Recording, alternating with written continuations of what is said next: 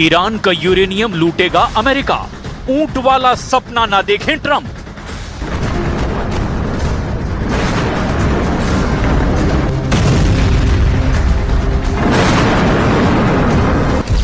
बाईस अप्रैल 2026 से पहले अगर अमेरिका को ईरान का यूरेनियम नहीं मिल पाया तो यकीन मानिए ईरान पर हमला करने के लिए अभी से ही अमेरिका के 75 मिलिट्री विमान, भारी हथियार, मिसाइल और गोला बारूद लेकर पश्चिम एशिया पहुंच चुके हैं। दावा तो यहां तक किया जा रहा है कि ट्रंप को पूरा यकीन है कि ईरान 22 अप्रैल से पहले ही अमेरिका को या तो पूरा यूरेनियम दे देगा या फिर यूरेनियम देने के लिए अमेरिका से समझौता कर लेगा।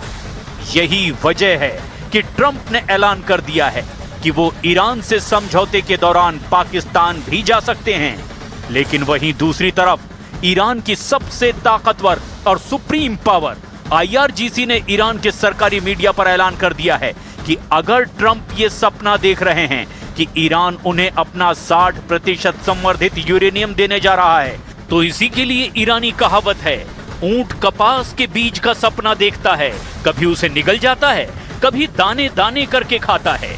अमेरिकी नेता हवा में महल बना रहे हैं जो कभी भी हकीकत में पूरा नहीं होगा।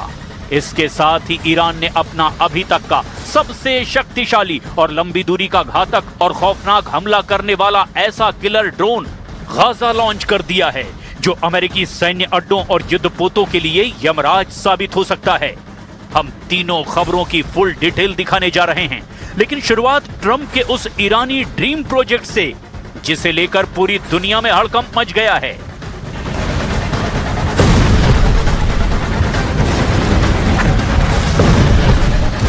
सीज फायर तोड़वाएगा यूरेनियम, ट्रंप का ईरानी दांव फेल।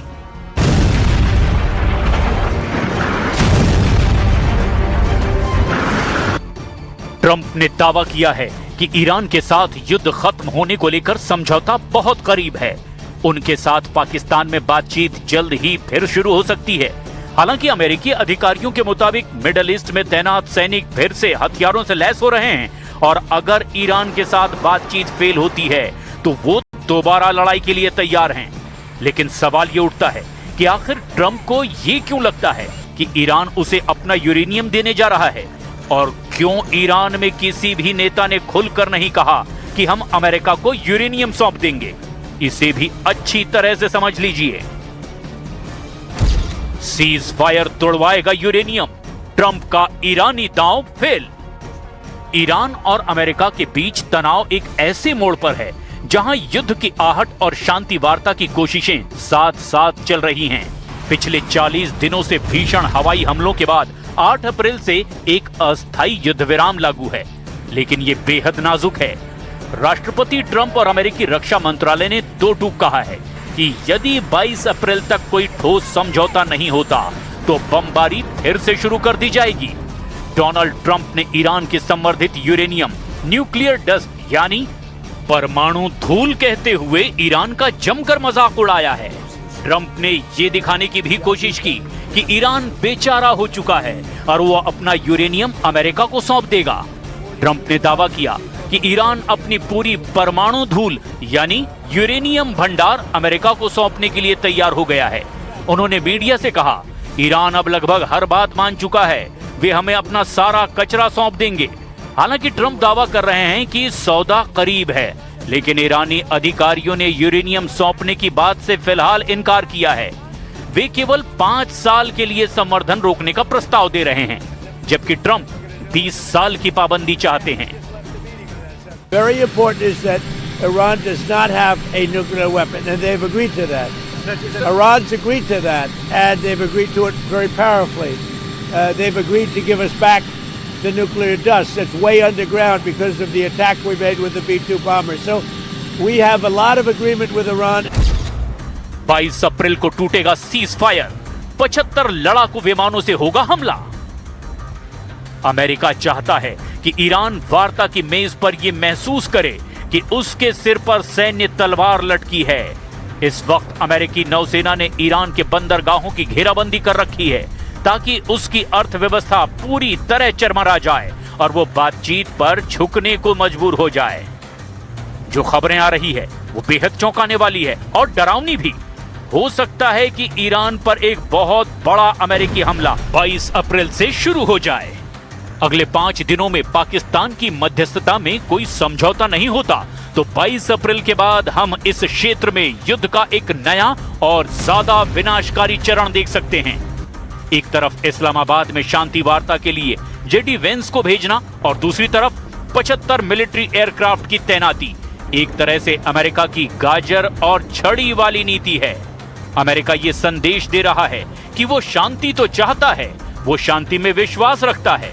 वहीं दूसरी तरफ 75 विमानों का पश्चिम एशिया पहुंचना यह साबित करता है कि अगर ईरान 22 अप्रैल की समय सीमा तक यूरेनियम सौंपने पर सहमत नहीं होता तो अमेरिका के पास हमले के लिए टारगेट लिस्ट तैयार है। यानी अगले 5 दिन ईरान युद्ध का भविष्य तय कर सकते हैं। Meantime, and for as long as it takes, we will maintain this blockade, successful blockade. But if Iran chooses poorly, then they will have a blockade and bombs dropping on infrastructure, power, and energy.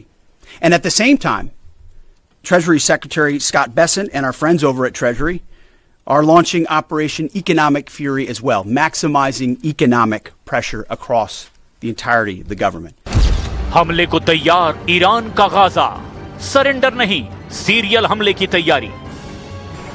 बेशक America को लगता हो कि Iran उसकी सभी शर्तें मानते हुए यूरेनियम दे देगा और अमेरिका के सामने सरेंडर करेगा, लेकिन हकीकत में ईरान इतनी आसानी से हथियार डालने वाला नहीं है। और इसका सबसे बड़ा सबूत है ईरान का वो एडवांस और घातक ड्रोन गाजा, जिसने अमेरिका और इजराइल के होश उड़ाने शुरू कर दिए हैं। इस ड्रोन की हम आपको फुल डिटेल बताने जा रहे हैं, लेकिन पहले ये जान लीजिए कि ईरान के अंदर अमेरिका की शर्तों को लेकर क्या भावना है। ऐसा माना जा रहा है कि ईरान कभी भी सार्वजनिक रूप से बिना शर्त समर्पण स्वीकार नहीं करेगा, क्योंकि इससे सत्ता को अंदरूनी खतरा हो सकता है। ट्रंप का यह दावा है कि वे यानी ईरानी लीडर सब कुछ मान गए हैं। शायद बातचीत को जल्दी खत्म करने का एक तरीका है, लेकिन जमीनी हकीकत यह है कि ईरान अभी भी 5 साल बनाम 20 साल की पाबंदी पर मोलभाव अमेरिका से कर रहा है। अभी के आकलन के मुताबिक ऐसा लगता है कि युद्ध भड़कने की संभावना 40% है और समझौते की 60%। लेकिन यह सब कुछ ईरान पर डिपेंड करता है। अब आप ये भी देख लीजिए क्यों ईरान ने गाजा ड्रोन को लॉन्च करके एक तरह से लंबी जंग का इशारा कर दिया है। हमले को तैयार ईरान का गाजा, सरेंडर नहीं, सीरियल हमले की तैयारी।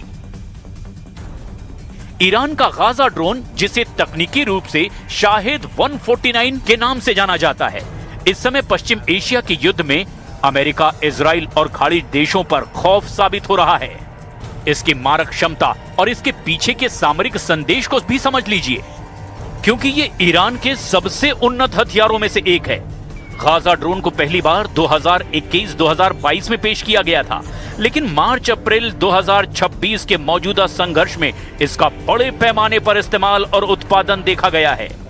हालिया रिपोर्ट्स के मुताबिक ईरान ने अमेरिका और इजराइल के साथ बढ़ते तनाव के बीच अपनी ड्रोन उत्पादन क्षमता को 10 गुना तक बढ़ा दिया है।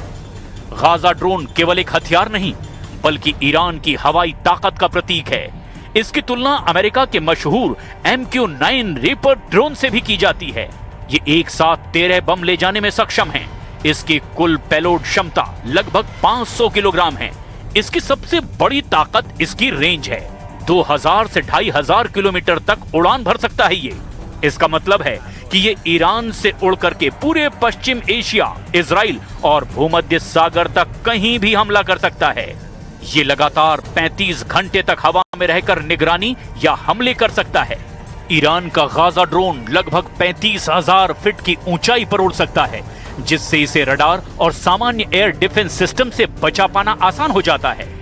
ये ईरान का पहला ड्रोन है जिसमें टर्बो प्रॉप इंजन लगा है, जो इसे पहले के शाहिद मॉडलों जैसे कि शाहिद 136 से भी कहीं ज्यादा तेज और ताकतवर बनाता है। यही वजह है कि ईरान का गाजा ड्रोन अब नए सिरे से अपनी युद्धपोतों, इजरायली अड्डों और खाड़ी देशों में मौजूद अमेरिकी ठिकानों के लिए यमराज साबित हो सकता है। अब ऐसी परिस्थिति में देखना होगा क्या ईरान अपना यूरेनियम ट्रंप के दावों के मुताबिक अमेरिका को सौंपता है या फिर ईरान 22 अप्रैल से फिर से अमेरिका और इजरायली अड्डों पर एक साथ हमले करेगा।